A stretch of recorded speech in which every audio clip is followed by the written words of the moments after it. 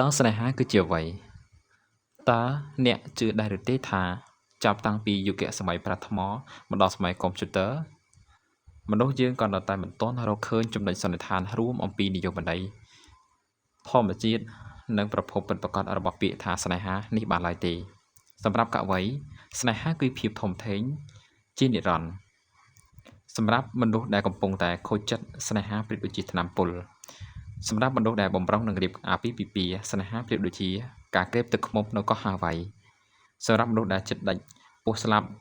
តែងដាស់តឿនខ្លួនឯងថាត្រឹមតែអត់ស្នេហាវាមិនស្លាប់ទេកុំឲ្យតែដាច់ពោះ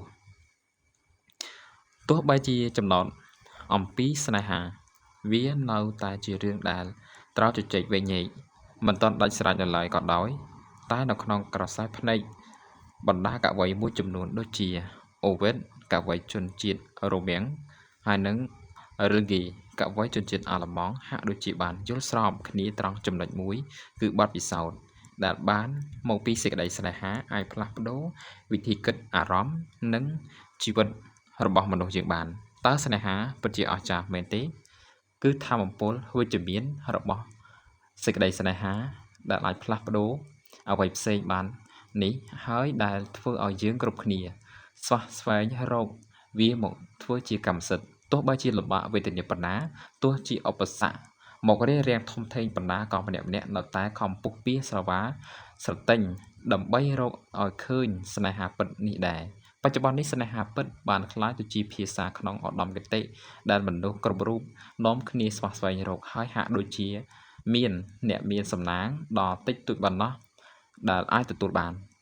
តើដោយសារមូលហេតុអ្វីទៅនៅក្នុងសង្គមអាមេរិកាំងប្តីប្រពន្ធមួយគូក្នុងចំណោម3គូត្រូវលែងលះគ្នាហើយនៅក្នុងប្រទេសដទៃទៀតក្នុងបច្ចុប្បន្ន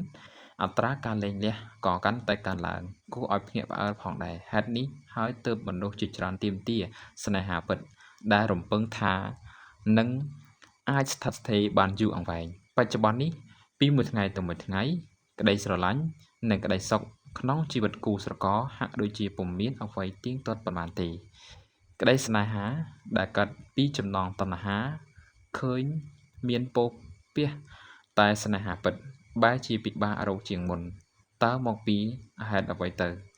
យើងប្រហែលជាដឹងខ្លះមកហើយថាហេតុអ្វីបានជាមនុស្សត្រូវការស្នេហាតែយើងក៏នៅតែមិនយល់ថាហេតុអ្វីបានជាការស្វែងរកស្នេហាคล้ายទៅជារឿងដោះសានលំបាកដល់ម្លឹងហើយហេតុអ្វីក៏មនុស្សយើងតែងខកចិត្តនៅក្នុងរឿងស្នេហានេះញឹកញាប់សម្បំលេះឬមួយមកពីយើងទាមទារពីក្តីស្នេហានេះជ្រុលហួសហេតុពេកទេដឹងឬជួនកាលអាចមកពីកវីនិពន្ធនិងអ្នកប្រាជ្ញបណ្ឌិតទាំងឡាយខំនាំគ្នាលើកដំកើងសេចក្តីស្នេហាតាំងតែពីយូរយារណាស់មកហើយទេដឹងទៅបានជាអូសទាញយើងឲ្យធ្លាក់ចូលទៅក្នុងផ្លូវនោះទាំងមិនដឹងខ្លួនបែបនេះ